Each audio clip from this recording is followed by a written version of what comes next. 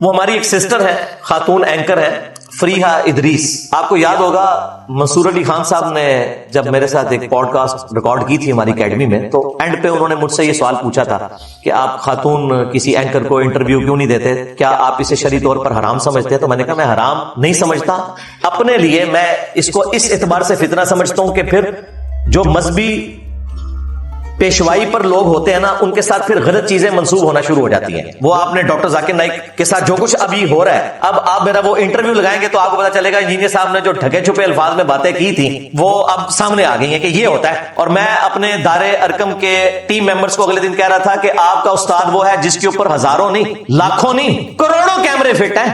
دنیا کا ہر مولوی, دنیا کا ہر کٹر قسم کا داڑھی پگڑی والا مسلمان ایک چیز کی فکر میں ہے کہ انجینئر کی کوئی غلطی پکڑے. انہوں نے میرے ابھی تک ٹکڑے ٹکڑے کر دینے تھے کوئی میری چیز نکل آتی تو, لیکن اللہ کا شکر ہے لا حول ولا قوت الا باللہ, پوری احتیاط سے میں چلتا ہوں, باقی مستقبل اللہ کو پتا ہے. یہ وہ ہے طبقہ مولویوں کا اور مذہبی پرورٹڈ نیچر والے لوگوں کا. دیکھ لیں ایک دورے کے اندر ڈاکٹر ذاکر نائک کس طریقے سے بیچارے ان کے ہاتھوں میں ایکسپوز ہو گئے, حالانکہ انہوں نے ان کو تو چھیڑا ہی نہیں ہے, الٹے ان کے وکیل بنے ہوئے مولویوں کے. میں تو سارے نو علمی نیزے دی نوک تے لے آیا ہے, میں نبی سا ہے ہی کوئی نہیں, تیرے بابے تھے شے ہی کوئی نہیں. تو یہ بڑا مشکل کام ہے. تو وہ جو ہماری سسٹر ہے انہوں نے ہماری اکیڈمی میں بھی رابطہ کیا تھا, ان کے علاوہ بھی کافی اینکرز جو ہیں وہ فیمیل رابطہ کرتی رہتی ہیں, اسٹوڈنٹس ہیں کہ جی وہ پوڈ کاسٹ ہو جائے, پردے میں ہو جائے, آن لائن ہو جائے. تو میں نے تو کبھی کسی سے آج تک بات بھی نہیں کی. ہمارے اکیڈمی ممبر جو ٹیلی فون پہ جن کی ڈیوٹی ہوتی ہے وہی بات کرتے ہیں, وہ ان کو بتاتے ہیں کہ یہ ہماری پالیسی ہے. ہاں آپ کوسچنز اپنے بھیج دیں, کسی میل اینکر کو بھیج دیں, یا آپ کے کوسچنز ہم سنڈے کے سیشن میں شامل کر لیں گے, تو وہ آپ پھر کر لیجئے گا اس کو. ایک میرا رمضان میں پروگرام ہوا تھا جس میں ایک ہماری سسٹر بھی بیٹھی ہوئی تھی, ڈاکٹر غلام مرتضی ملک کی بیٹی, لیکن وہ بھی مجھے اس جو پروگرام میں بلایا گیا تھا میرے سامنے کوئی اسکرین نہیں تھی, مجھے نہیں پتا تھا کہ وہاں کون کون بیٹھا ہوا ہے. اور ہر پروگرام سے پہلے ہم یہ شرط رکھتے ہیں کہ وہاں کوئی فیمیل اس اعتبار سے نہ ہو, لیکن وہ انہوں نے دھوکے سے کیا تھا. وہ تو جب وہ بولی تو مجھے پتا چلا, میں نے کہا اب یار میں اس وقت ان کے ساتھ کیا کروں, تو میں نے وہ پروگرام بھی اٹینڈ نہیں کرنا تھا. خیر اس میں بھی میرا ان سے کوئی انٹریکشن نہیں تھا, ہم سے تو عمر میں وہ بڑی ہیں. وہ ان کے والد صاحب ایک اچھے عالم دین تھے, شہید ہو گئے, ڈاکٹر سعد صاحب کے قریبی ساتھیوں میں تھے, اور 90s میں وہ اس وقت چھائے ہوئے تھے پی ٹی وی کے اوپر, انداز گفتگو بھی ان کا بڑا اچھا تھا. تو یہ فتنہ پھر ساتھ جڑا ہوتا ہے کہ ساتھ پھر عجیب و غریب قسم کی چیزیں شروع ہو جاتی ہیں. تو وہ جو ہماری سسٹر ہے فریحہ ادریس, ان کے ساتھ انٹرویو جو ریکارڈ ہوا وہ مارکیٹ میں جب آیا تو اس میں بھی اسی طریقے سے ایک جملہ لوگوں نے پکڑ لیا, حالانکہ وہ اوور آل گفتگو بڑی اچھی تھی. ڈاکٹر ذاکر نائک نے بڑے اچھے طریقے سے اسلام کا مقدمہ ان کے سامنے رکھا اور بڑے احترام کے ساتھ نظریں جھکا کر انہوں نے گفتگو کی, کوئی شک نہیں اس میں, اور ڈیو رسپیکٹ دی جو دینی چاہیے تھی. اور اس گفتگو میں ڈاکٹر ذاکر نائک کی کئی باتیں ایسی تھیں جو بڑی ایکسٹرا آرڈنری تھی, لیکن وہ پس پش ہو گئی. یہ جو ان سے ایک چھوٹی سی ایک جملے کا الفاظ کا چناؤ ایسا ہوا کہ وہ سب کچھ بیک فوٹ پہ چلا گیا. اس میں سب سے حیران کن بات یہ تھی کہ ڈاکٹر ذاکر نائک کہتے ہیں کہ میری 2 بیٹیاں, ایک چہرے کا نقاب کرتی ہے ایک نہیں کرتی, اور میں بھی چہرے کے نقاب کو ضروری نہیں سمجھتا. یہ شروع سے ان کا موقف ہے. شیخ البانی کے ساتھ وہ ایگری کرتے ہیں, ہمارا ان سے اختلاف ہے. ہمارا موقف, ہمارے استادوں کا موقف یہی ہے علمی دلائل کے ساتھ کہ عورت کے چہرے کا پردہ بھی ہے. ڈاکٹر سراج صاحب تو اس میں بہت سخت تھے, وہ تو کہتے تھے چہرے کے ساتھ ایک آنکھ کا بھی پردہ ہے, صرف ایک آنکھ کھول سکتی ہے, وہ بہت زیادہ سخت ہے. لیکن ڈاکٹر ذاکر نائک کا موقف یہ ہے کہ چہرے کا پردہ کرنا افضل ہے, اگر کوئی نہ کرے تو جائز ہے. امام خمینی جو اہل تشیع کے, ان کا بھی یہی موقف ہے کہ چہرے کا پردہ کرنا افضل ہے, اگر نہ کوئی کرے تو جائز ہے. تو ڈاکٹر ذاکر نائک نے بتایا کہ میری ایک بیٹی چہرے کا پردہ کرتی ہے اور ایک نہیں کرتی. جو کرتی ہے تو میں اسے اپریشیٹ کرتا ہوں کہ وہ زیادہ بہتر کام کر رہی ہے, جو نہیں کرتی میں نے اس کو کبھی مجبور نہیں کیا کہ وہ چہرے کا پردہ کرے. بڑی اچھی بات ہے. حالانکہ شیخ البانی رحمہ اللہ جنہوں نے یہ سارا عربی والا فتنہ اس ماڈرن دور میں کھڑا کیا کہ چہرے کا پردہ کوئی نہیں ہے, ان کے اپنے گھر والے سارے چہرے کا پردہ کرتے تھے.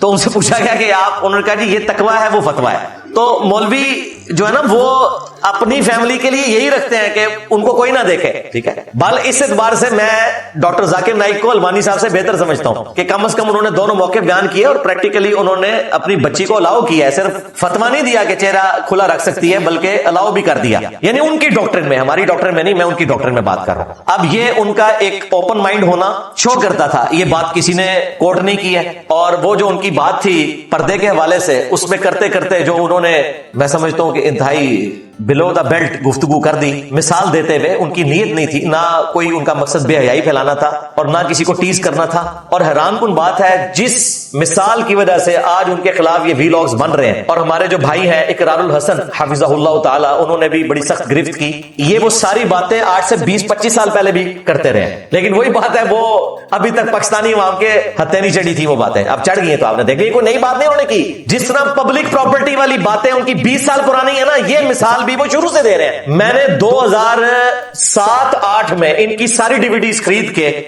चंद दिनों में सारी देख ली थी। मैं 2007-8 की बात कर रहा हूं, आज 13 अक्टूबर 2024 है, ऑलमोस्ट 17 साल पुरानी बात आपको सुना रहा हूं। उस वक्त भी यही वो सारी बातें करते थे। पब्लिक प्रॉपर्टी वाली मिसाल उसमें भी मौजूद है, बाजारी औरत वाली।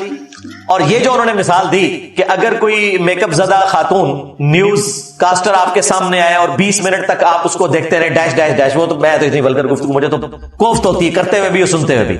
ये बातें उन्होंने उस वक्त भी की हुई हैं, वो उन्होंने पकड़ ली है। और फिर वो जो नक्शा खींच रहे हैं कि अगर आपको कुछ नहीं होता तो आप जाके डॉक्टर से इलाज कराएं, यार ये बात करने की क्या जरूरत है। यकीन करें, अगर हमसे कोई इस किस्म का सवाल करता है ना, हम उसे उसकी डॉक्टर में जवाब देते हैं कि जिस तरह यूरोप और अमेरिका में चाइल्ड लेबर के ऊपर पाबंदी है ना कि आप छोटे बच्चों से मजदूरी नहीं करवा सकते, इस तरह इस्लाम में भी पाबंदी है कि आपने औरत को कमाई का जरिया नहीं बनाना, बल्कि औरत को इज्जत देकर घर बैठाना है। उसके ऊपर जो हाकिम मर्द है उसकी जिम्मेदारी है कि वो उसका खर्चा उठाएगा, खा वो उसका बाप हो, खा वो खामद हो, भाई हो या बेटा हो।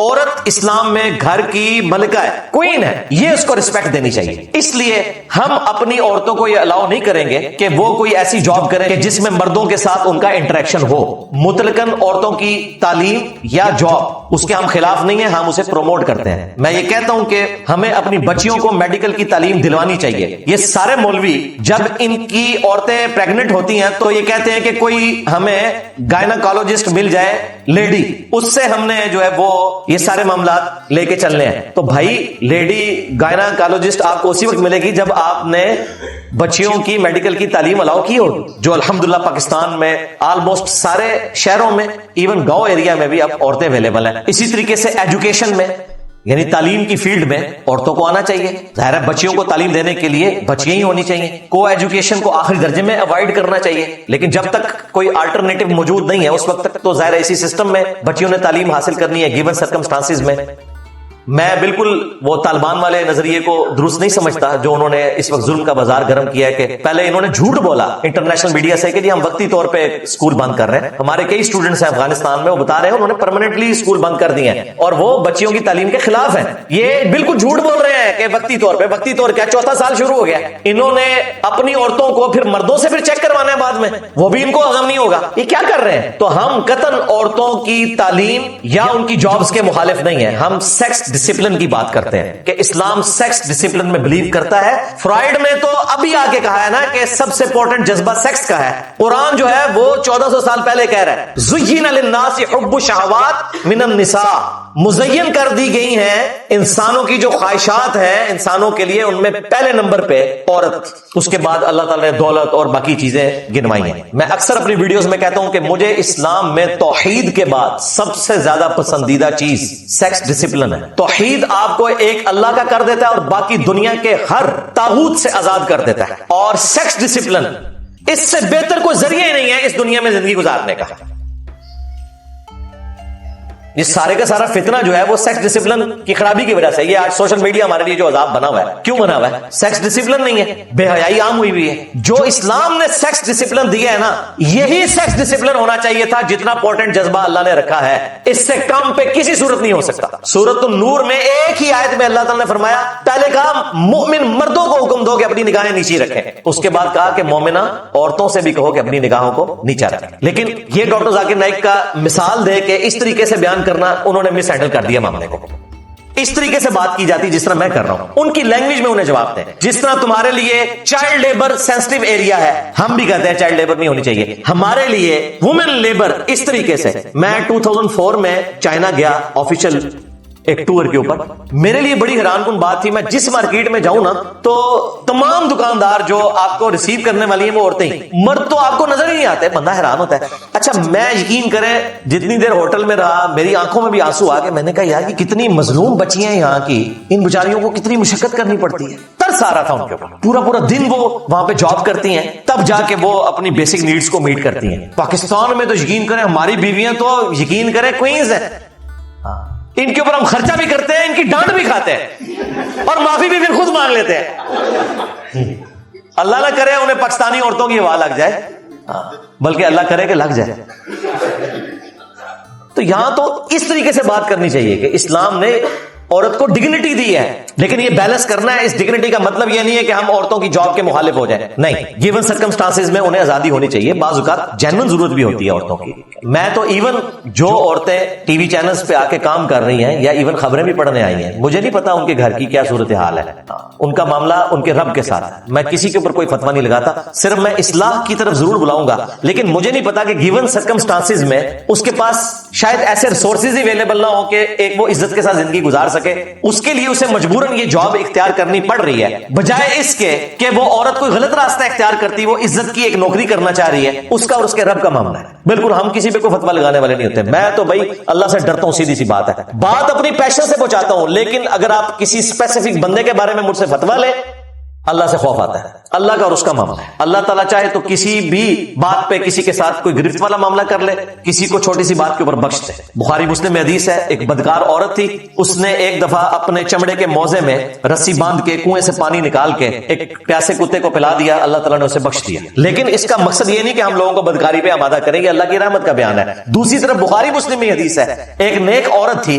اس نے ایک بلی کو قید کر دیا, بھوکی پیاسی مر گئی, وہ جہنم میں ہے, اس کی نیکیاں بھی ضائع ہوگی. لہٰذا یہ بیلنس کر کے چلنا ہے بھائی. یہ اللہ تبارک و تعالیٰ نے اس اعتبار سے جو معاملات رکھے ہوئے ہیں, ان کو دقت نظر سے دیکھنے کی ضرورت ہے. لہذا بھائی ہم تو بڑا ڈرتے ہیں, سیدھی سی بات ہے. تو اسی طرف آ جائے سیکس ڈسپلن. مومن مردوں کو حکم دو کہ اپنی نگاہوں کو نیچا رکھیں, مومنہ عورتوں کو حکم دو کہ اپنی نگاہوں کو نیچا رکھیں. پھر صحیح مسلم میں حدیث ہے, میرے رب نے مجھے حکم دیا ہے اچانک اٹھ جانے والی نظر کے بارے میں کہ میں فوراً ہٹا لوں. ٹک ٹکی باندھ کے بھی آپ کسی عورت کو دیکھ نہیں سکتے. خبریں بھی اگر دیکھنی ہے تو ضروری نہیں کہ آپ نے دیکھنی ہے, ہاں سننی ہے. اسی طریقے سے صحیح مسلم میں ایک حدیث ہے, نبی علیہ السلام کے سامنے سے کچھ عورتیں گزری, آپ کی اچانک نظر پڑ گئی, آپ گھر کے اندر گئے, اپنی بیوی کے ساتھ ازدواجی تعلق قائم کیا, اور باہر نکل کے صحابہ کرام سے فرمایا کہ اگر اچانک نظر پڑ جائے کسی عورت پر اور تمہیں بھلی معلوم ہو تو فوراً اپنی بیوی کے پاس جاؤ, اللہ نے اس کے پاس بھی وہی چیز رکھی ہے جو اس عورت کے پاس ہے, یوں شیطان کا یہ جو خیال ہے تمہارے دل سے نکل جائے گا. ہمیں تو یہ تعلیم دی گئی ہے. جامعہ ترمذی میں اور سنن نسائی الکبریٰ میں حدیث موجود ہے کہ جہاں دو اجنبی مرد و عورت ہوتے ہیں, تیسرا ان میں شیطان ہوتا ہے. لیکن پبلک گیدرنگ کا معاملہ الگ ہے. جابز میں اجنبی مرد و عورت دو الگ کمرے میں نہیں ہوتے, کہیں ایک آفس میں بیٹھے میں, ان کا معاملہ بالکل الگ ہے. یہ میں اس کو نہیں کر رہا, یہ وہ معاملہ ہے کہ وہ اسکول ٹیچرز یا وہ کالج یونیورسٹی کے ٹیچرز جو وہاں کی فیمیل ٹیچرز کو یا فیمیل اسٹوڈنٹس کو اکیلے اپنے کمرے میں بلا لیتے ہیں, پھر بلیک میلنگ کرتے ہیں, جو اکثر یونیورسٹیز میں بھی آپ کو اس قسم کے واقعات رپورٹ ہوتے ملتے ہیں. وہ والی چیز منع ہے, اس میں پھر یہ خدشہ ہوتا ہے. اس اعتبار سے اسلام کا جو سیکس ڈسپلن ہے وہ کمال ہے, اور وہ اس درجے میں ہے. المعجم الکبیر طبرانی میں حدیث موجود ہے صحیح سند کے ساتھ, اور شیخ البانی نے سلسلہ احادیث صحیحہ میں بھی حدیث لی ہے کہ کسی مرد کا اجنبی عورت کو ہاتھ لگانا اس سے بہتر ہے کہ اس کے سر میں لوہے کی کیل ٹھونک دی جائے. یعنی اگر کسی زندہ شخص کے سر میں لوہے کی کیل ٹھونکی جائے تو اس کی جو تکلیف ہے نا وہ کم ہے. ایک اجنبی عورت کو ہاتھ لگانے کی تکلیف اور عذاب قیامت کے دن اس سے زیادہ ہونے والا ہے. لیکن ظاہر ہے اس میں پھر وہ ایکسیپشنز ہیں کہ اگر کوئی ڈاکٹر ہے, اس نے اپنے مریض کو چیک کرنا ہے, اس میں بھی میں جو میل ڈاکٹرز ہیں ان کو یہی ریکویسٹ کرتا ہوں کہ آپ دستانہ استعمال کریں, نیکڈ چھونے کی بھی ضرورت کوئی نہیں, ہمارے پاس آپشنز موجود ہیں. یا اگر آپ نے اس اعتبار سے کوئی چیک اپ کروانا ہے تو اسسٹنٹ کوئی فیمیل رکھ لیں, اس کے ذریعے فیمیلز کو اگر بلڈ پریشر ان کا چیک کرنا ہے آپ خود نہ کریں, اسسٹنٹ رکھ لیں. اس طرح ٹیکا لگانا ہے تو وہ جو خوف خدا رکھنے والے لوگ ہیں انہوں نے اپنے لیے آپشن کھولے رکھے ہوتے ہیں. لہٰذا اس میں ہمیں ڈاکٹر ذاکر نائک کا جو موقف ہے وہ بالکل درست ہے سیکس ڈسپلن کے پوائنٹ آف ویو سے. ان کی گفتگو بڑی شاندار تھی اس انٹرویو میں, لیکن یہ جو ان سے ایک پخ چھوٹ گئی نا وہاں پہ, جو انہوں نے یہ والی مثال دی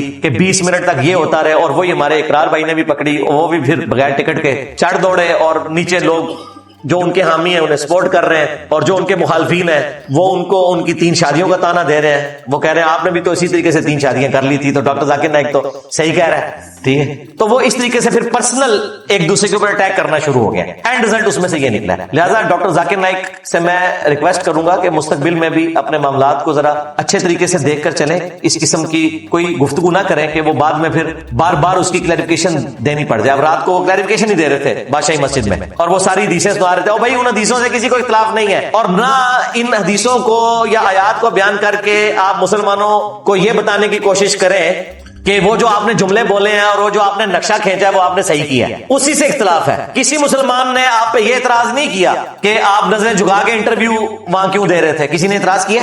آپ کے اسی جملے پر اعتراض تھا کہ آپ کو یوں اس طریقے سے گفتگو نہیں کرنی چاہیے تھی. ایک بلو دا بیلٹ گفتگو ہو گئی ہے. یہ مس ہینڈلنگ تو ہوئی ہے.